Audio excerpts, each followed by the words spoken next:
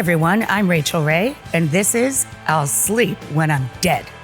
This is a podcast about drive, what fuels people that love hard work, and what we can learn from one another.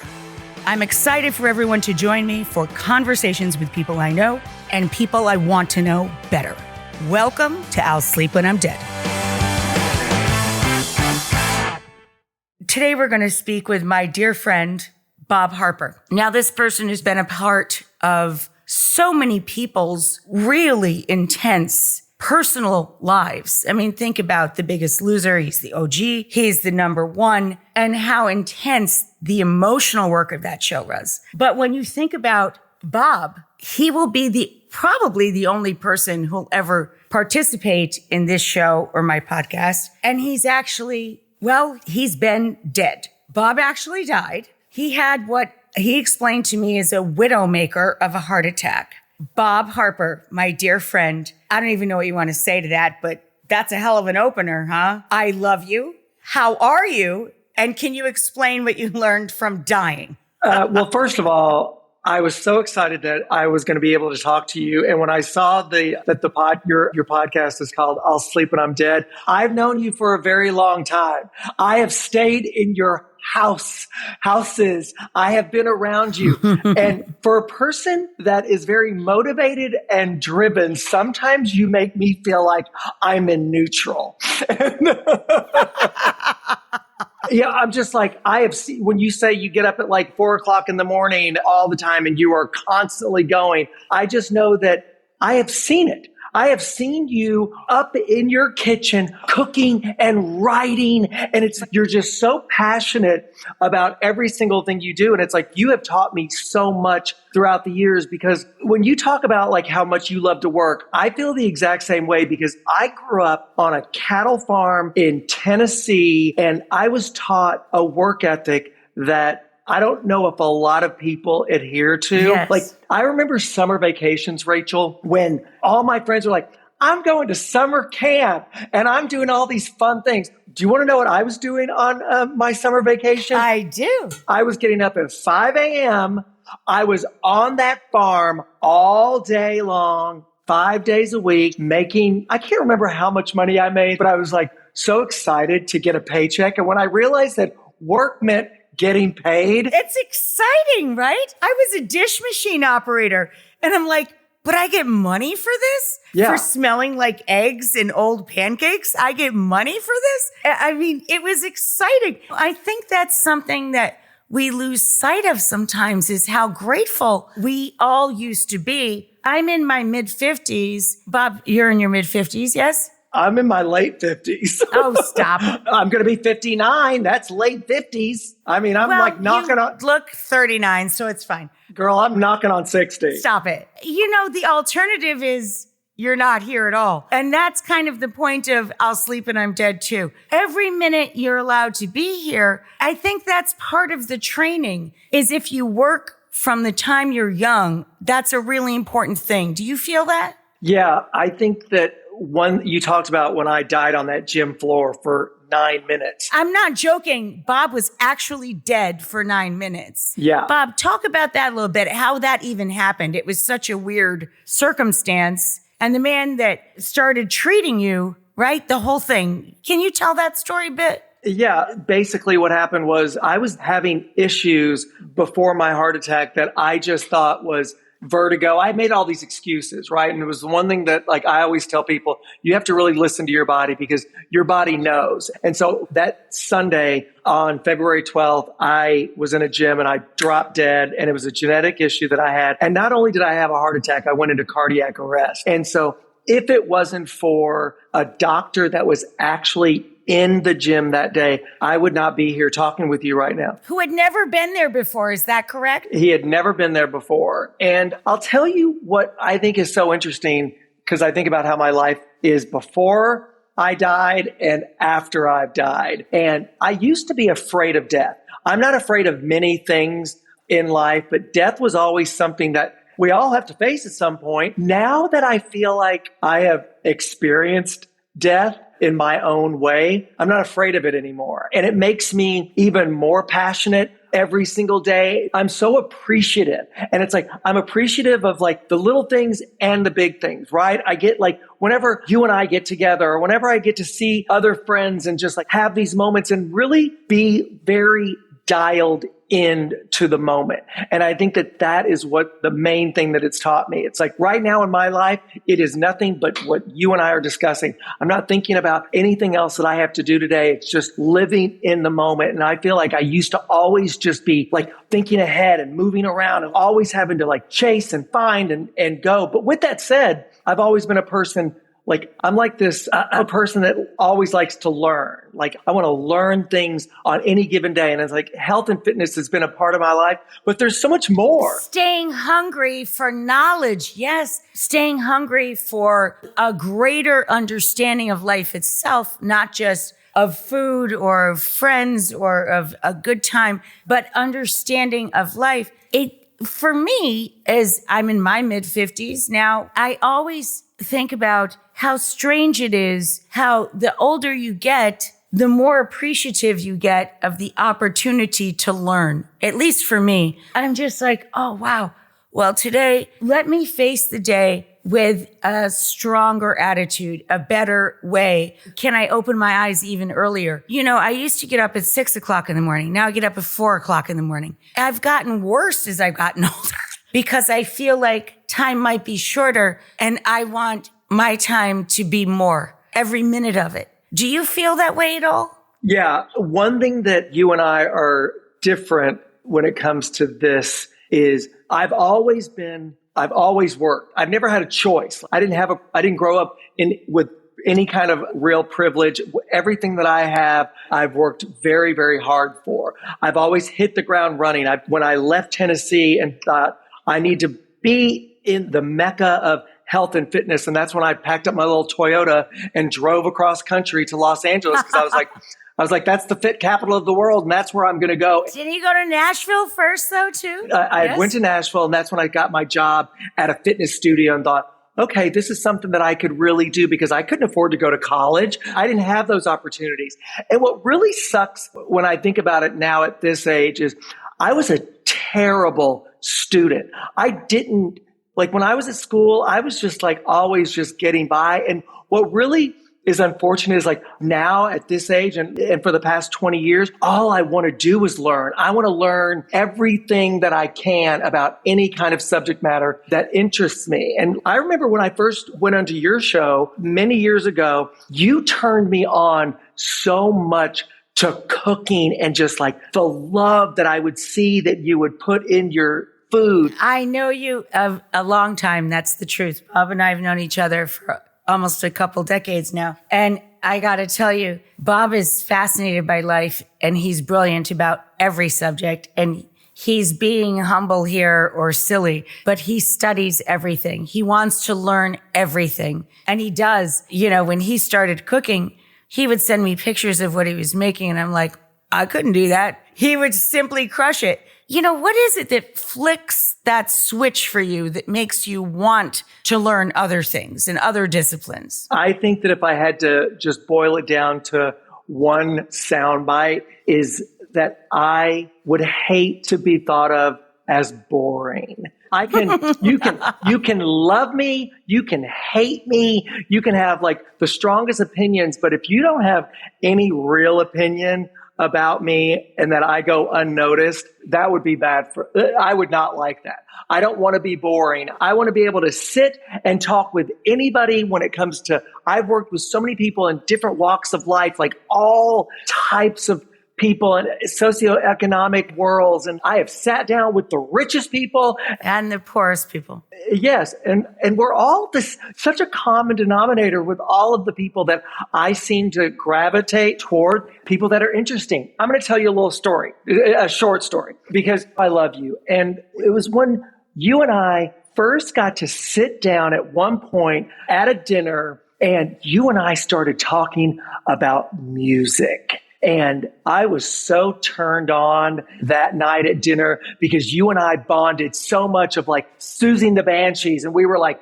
the Cure and this, like we talked about like you and I were the same person. Like if we would have known each other back when we were 16 years old, we would have been best fucking friends because like I was like that kid that just like, I love that. And when you and I sat down and I got to see a different side of you, I was just like, this woman is the coolest woman. That's why I'm like, Rachel is a friggin' rock star. Well, I'm not a rock star. I'm a waitress. But I got to tell you, this is something that we love to talk about because it's so true. So many of us have so much in common. And that's just the bottom line. And we can find our way there through food, through music, through things that bring us together instead of tear us apart. It's a fun time when folks can talk to each other from different sides and north and south and east and west. When you can come together in the middle, it just feels better. And I think there's so many avenues to do that.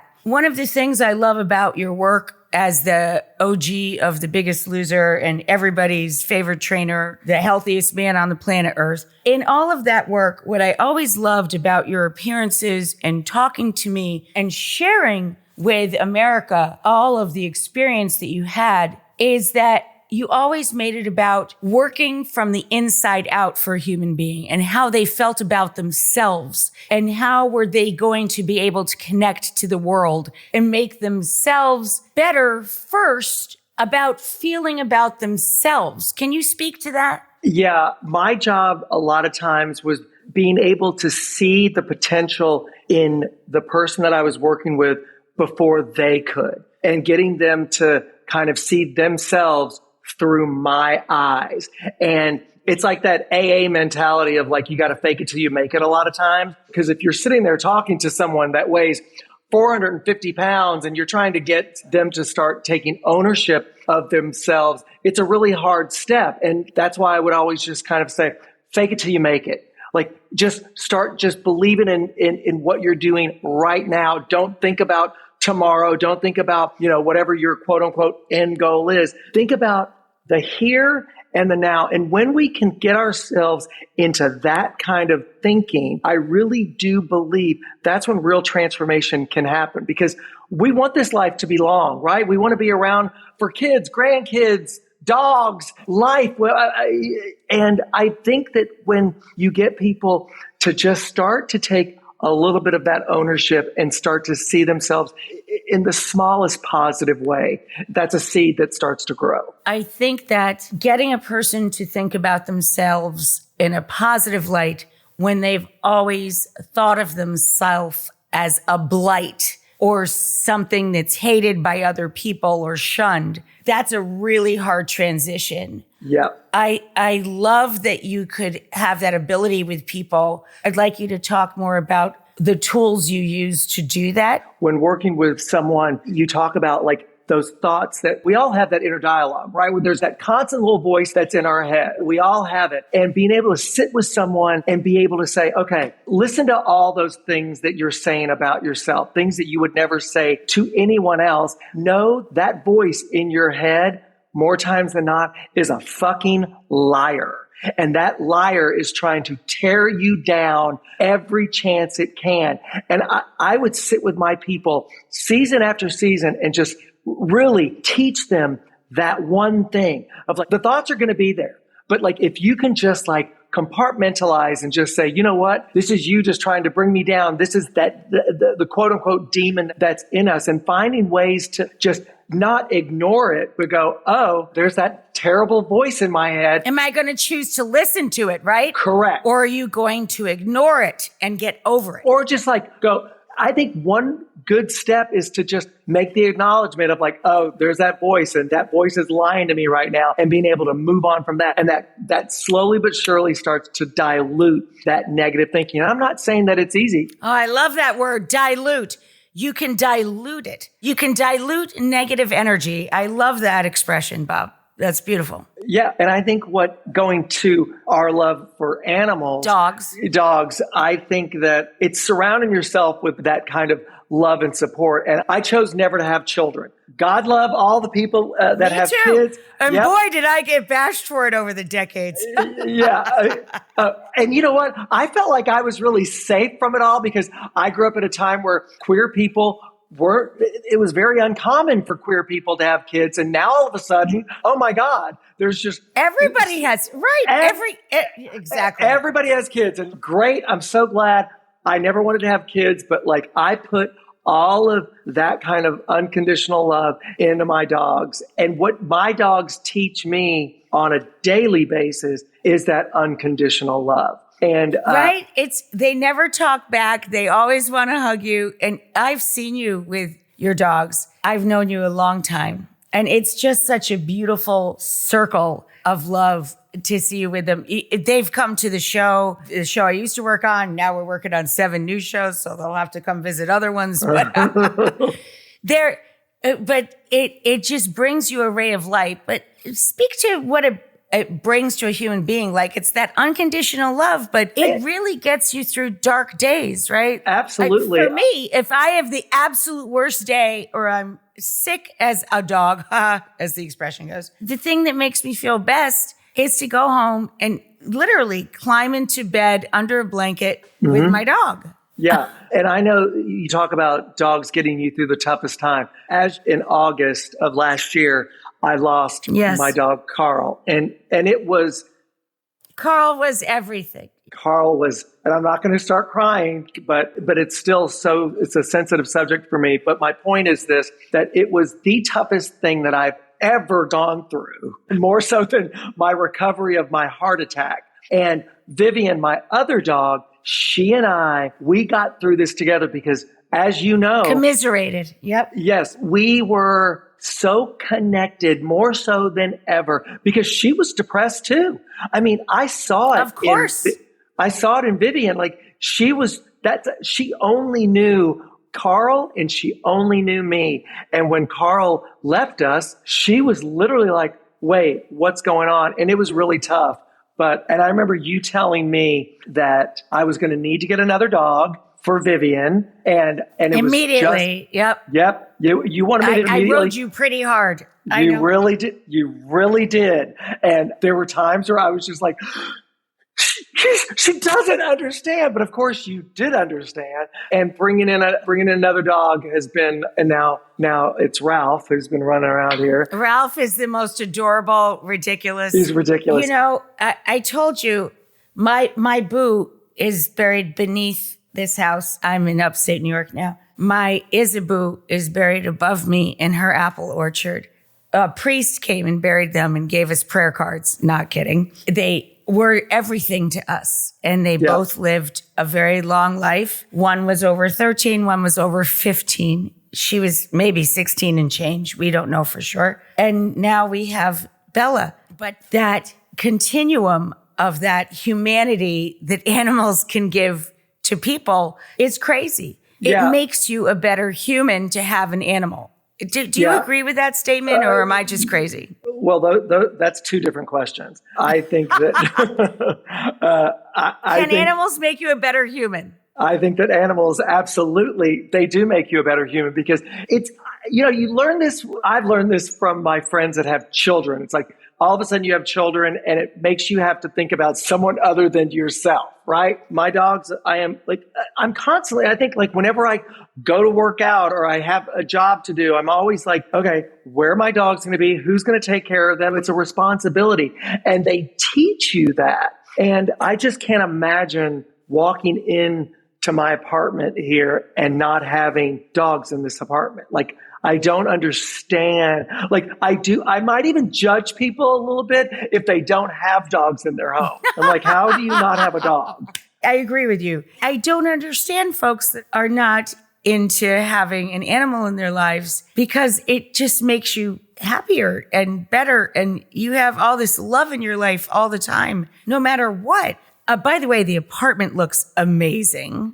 Oh, thanks. As always, you look amazing. I mean, I think this is something that people might not know about you, Bob, is that you are a fantastic artist. You're a photographer. I think one of the best I've ever seen. And you are iconic to me as a person of fashion and how to dress and how to be elegant and how to be just spot on when it comes to tailoring and your clothes. I'm wearing a sweatshirt today, by the way, because I'm in upstate New York in a barn and I've broken everything. But let's talk a little about your artistic side. How would you describe yourself as a photographer? Because I think your work is very unusual, singular, fantastic. Are you ever going to show it in public? Or are you planning to have any shows in the future? And how would you describe your style? Two separate questions, but your style is fantastic. I try and keep up with it as a friend and a gift giver.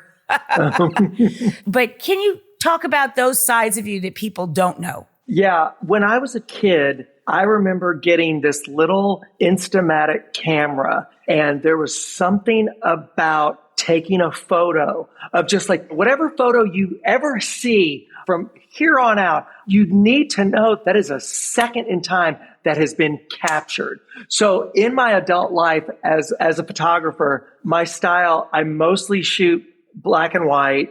I was a very film snob for a long time because the artists that I love, like the Peter Lindberghs and the Arthur Elgorts, Diane Arbus, Mary Ellen Mark, these are the people, they're dark. And like my vision can be moody and dark. I'm not interested in taking a beautiful, glamorous photo of you. I'm more interested in taking a photo of you in your own reality. And that's kind of what I'm drawn to. Like people are always like, oh my God, I love the way you take photos. Can you just take a really nice portrait of me? I'm like, I can do that, but it's boring to me. Again, goes back to the word boring. You want to see something real. Exactly. Right. You want to capture moments. And it's my dogs. They're barking. Oh, hello. Hi, babies. But that's like the art, like we talk about music, any kind of like art, movies, music, paintings. I'm really drawn to the emotional side of it all. You've been in my apartment here. There are photographers that I collect from the past that they're just amazing collection you have, by the way. But are you going to be part of someone's collection, Bob? Are you going to be doing shows in the future? That's a really good question because it's a really vulnerable thing to do because art is so subjective. Of course. And like, I have to get over the fact of like, well, what if people don't like it? And then of course my arrogance comes in. I'm like, well, if you don't like my work, then something's wrong with you because I think it's great. But do I want to show it? I think that like at some point I would like to do that. I've been working with a photographer. He lives in Vietnam, which is random, but he's really gotten me to narrow down my focus. Because like a lot of things that I like to shoot, he's like, I need you to go deeper. And he's pushing me to go deeper and deeper. And it's creatively, it's a real challenge. Now, how did you meet him? And that's challenging. When you make new connections in life, what a fun way for us all to push ourselves into a new way of thinking is to ask questions and take criticisms and think in a different way about our own work by listening to people look at what it is we're doing. That's so interesting. How did that happen? Well, because I feel like if I ever have all the answers to anything that I'm doing, then it's time for me to move on. I want to learn from the best. When it comes to cooking, I want Rachel fucking Ray teaching me how to cook. This photographer that I found. No, you love to cook everything, not just anything I cook, but in general, you love to cook. I do love to cook, but what I'm saying is I want to be around people that love to do the things that I'm interested in doing, right? I see. You want to be around people that inspire the things that you're interested in. Right. Right. And I'm sitting in my apartment here in New York right now, and I'm looking at my kitchen. And what I love so much about you, because I mean, we've known each other for a very long time. And when I moved into this apartment, the next thing I know, I have every Rachel Ray pot, pan, dish, everything. Like I remember when I first moved in, it just kept coming. And I was like, my kitchen is so stocked in the best possible way. So it's no excuse. It's no excuse for me to like open up. And I love to do this with all kinds of different cookbooks. Just like take something and have fun and not have to follow it to the letter. That's one thing I've watched you. You make it your own. And we've talked about this many times too. I think people should look, I love anybody buys one of my cookbooks or anybody else's, but you should always look at it as just kind of a loose roadmap. You have to make food your own in some way. And Bob really does. I've seen so many of his beautiful photos and stories that he shares about what he makes in his own home. Let's talk about that. I mean, you're such a health-minded person, obviously. You've survived a widowmaker heart attack and actual death. I also know you're not to be that strict. So explain your principles when it comes to food. And are you what you eat? And how do you eat? Well, as you know, I love food. And I am not going to be, I've never been the person that's so regimented and like, I'm going to have chicken, steamed broccoli, and rice, and that's how I'm going to eat, and like food is fuel. I understand that mentality. I've worked in fitness for a very long time. I love good food. And so the way that I choose to live my life is that I'm not an overindulger, but I want to experience new and different foods. You take me to some of the newest restaurants, different types of foods. Nothing, again, goes back to that word boring. Like, I'm never going to be that person that goes into a restaurant and is just like, well, I can't eat this, and can you do this? That would drive me crazy. In moderation. And you've survived a widowmaker heart attack. You know what I mean? Like, I think that there's a balance that people can find. Is that true, or am I speaking out of turn? No, I think that you're exactly right. That's the word. The word is balance, like being able to enjoy all the macronutrients and not have to like be the person that goes, well, I'm keto, and so I can't eat carbs, and like all those rules that are out there. When I try to teach people, find the balance. Make sure that you're eating well-rounded and it's not so restrictive, because I've seen the pendulum swing so far in the other direction where you live a restrictive life and now all of a sudden you're like, well, screw that. I'm going to eat whatever I want because I've deprived myself. I don't deprive myself of anything. I'm like you. I don't have a sweet tooth. I don't care about a lot of like sugary things. I like savory. Give me good food. But like, I like to cook also because I also want to know what I'm putting in my food, because a lot of times you have don't to know where it comes from, what the source is. Yep. Yeah. Because people are always asking me like, what is the best exercise? What can I do? And it's like, because there's so many different exercises out there. But the one thing that I try to tell people to do is be aware of how many steps you take a day. Walk more. Get out. Yes, be alive. You get off the bike and start just walking. I live in New York City, and I know you do too. I walk because I track this kind of stuff every single day. Like, I walk an average of 15,000 steps a day. That's a really good number. And that keeps me engaged. It keeps me alive. I can see people. I can talk to, I'm a person that loves to talk to strangers. And you're just happier when you're interacting with the world. It keeps your brain alive more than anything else. Just being outside and watching the dogs and the children and the cats and I see people walking their cats in baby carriages and I giggle, and you get some sunshine. You get some natural vitamin D. I agree with you. It's just good to be able to be in that type of environment. And I can do that anywhere. I don't have to be in New York, but New York is a really fun place to do it because the scene changes every couple of feet. Yeah. Do you think that's a benefit for your longevity, and what motivates you is that you've lived in so many places, Tennessee, Nashville, Los Angeles, New York? Do you think learning to live in so many different types of places and different types of communities among different sorts of folks, do you think that's helped motivate you in your life, in your pursuit of your next thing? Absolutely. And I think that one thing that I have learned as I'm getting older is, and here's another catchword, is pivot. Like, I used to think that I wanted to compare myself to how I was in my 20s, 30s, 40s, and now like 50s. And so I try to tell people, don't compare yourself to your younger self. Like, it's about reinvention and being able to pivot in your life and discover a new way. I cannot work out the way that I used to work out. I still work out practically every single day, and I am active, but I don't do the things that I used to do. And that was a real hard pill to swallow in the beginning. And now you do yoga and different types of activity, and you're out in the world and just with the dog, strolling along in your fabulous outfits. You're my style icon, by the way. It's a big, huge life change, right? Yeah, absolutely. And you tell people that's what life's about, right? I would hate to be doing this, just be the same all the time. Like I'm constantly evolving, right? Because if you're not evolving, you're devolving. That's right. Oh, that's such a great line. So if you're not evolving, you're devolving. I love that, Bob. What a great phrase.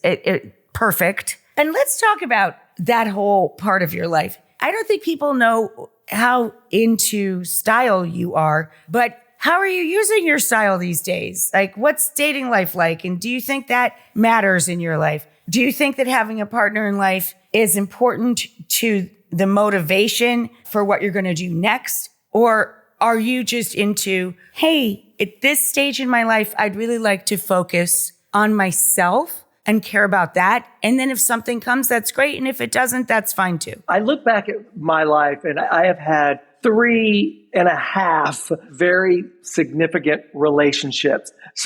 And they lasted many years. This is in my life right now. I have been single now for 2 years and I'm so good with it. Like, I feel like I've been in a relationship my whole life and now I don't need to be in a relationship to define me or to, and this is talk about controversial because a lot of people are like, you need to be in a relationship. You need a new boyfriend. I'm like, do I? I don't feel like I'm missing out on anything. And like you said, if it happens and I meet someone that's really great because he's going to have to be pretty great, then I'm all for it. But it's not a major driving force in my life right now. What do you think about people having space to have their own space? Yeah, I've been around the two of you for a long time and I see the love. I think John is a gem of a man, of a human. And I see that and I think, okay, that's what love is. And I like being around the two of you. And I know that whenever it is, or if I meet someone, that I'm going to want, just like you said, that kind of relationship that we get in the ring and have the best time in that ring. And then all of a sudden I'm like this, all right, honey, I got to go now. I got some things to do. Space over here. Bye. I need my I'm lunch. going to go take some pictures. Yeah. So, Bob, what is something listeners want to hear that they would be shocked to hear from you about your own life? It can be anything. It can be something stupid, something serious, but give us one of those, whoa, what did he just say? So would it be really crazy if I said that I hate to work out? I love that. You hate to work out. So why do you get out of bed and go to the hot yoga? That is, to me, I have nightmares about it. But yeah. So why do you get out? What motivates you to do that now, at this point in your life, knowing that you hate working out? Let me just say, I have always loved working out. It has been in my DNA. Like but I'm in my hating workout era right now, but I still do it because I do feel really great afterwards. And I tell people that all the time. I have a mantra and I say it all the time, Rachel, and it's don't think, just do. And I can't think about it because if I thought about it, I'd be like, I'm not doing it. And so I just keep saying it until I'm in the workout. And then all of a sudden, all bets are off and I feel great afterwards. But there you go. You know what I say to myself? And it kind of rhymes with you. There's no way out but through. The only way you can get to better anything is if you go through all of the things you might not want to go through. The only way out is through. And so I take your advice and I hope you take mine. Well, yours is much more profound. I like yours a lot more. Thank you, Bob. You're my friend for so long. I adore you. Thank you for doing this with us today. I love you so much. I'm Rachel Ray, and this is I'll Sleep When I'm Dead. Keep up to date with this podcast across all social media platforms at Rachel Ray and at rachelray.com. I'll Sleep When I'm Dead is produced by Joanna Jojo Paredes, Tommy T.C. Crudup, Andrew Cappy Kaplan, me, Rach, And special shout out to my husband, John, the Kuzumano, who provides not only the music for our show, but he's been my wingman pretty much every episode of this podcast, and I'm using his studio for it. Thank you, honey. Also, we have editing help from Joel Yetten. Subscribe to this podcast on your listening site of choice, and thank you for listening to I'll Sleep When I'm Dead.